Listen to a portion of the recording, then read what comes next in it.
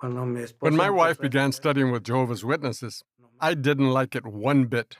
I was not interested in that at all. What I really liked to do in those times was to drink and talk with my friends.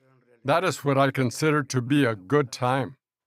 My in laws frequently had guests over for birthdays and ancestral rites. Preparing for these gatherings was challenging because I was pregnant, but it was worthwhile since it made them happy. As I was considering what I could do for my unborn child, it occurred to me that reading the Bible would be best. And around that time, I was visited by Jehovah's Witnesses.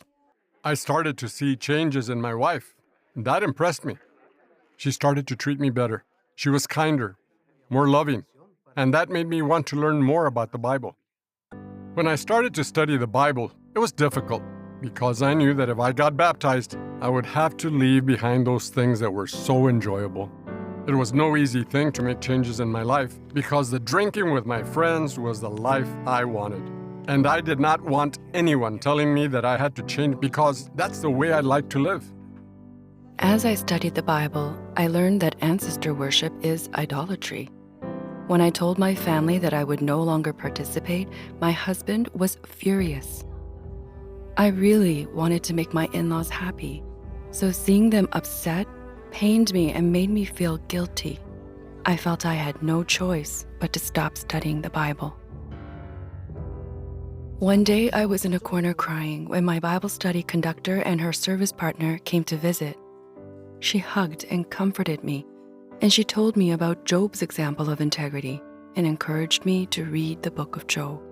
Then I thought about the example of Jesus Christ, who gave his life as a ransom sacrifice despite the insults and trials he suffered.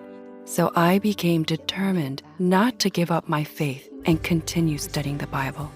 My friends at that time weren't good people, but I started to see that Jehovah's Witnesses were very good people. They were honest. This made me start to change. It changed my way of thinking, and I decided to start my study again, and then I went on to get baptized. It was finally the day of my baptism. At that moment, I knew I had finally won that particular battle against Satan. Now, I'm really content. I have left what I was behind. This brings me great joy, serving Jehovah and being one of Jehovah's people. The blessings I have received are many. One of those was taking part in the ministry with my wife for many years. Sadly, she's passed away, but I know very soon I will see her again. My husband attended the memorial. Knowing that my wonderful hope could also become my husband's made me so happy.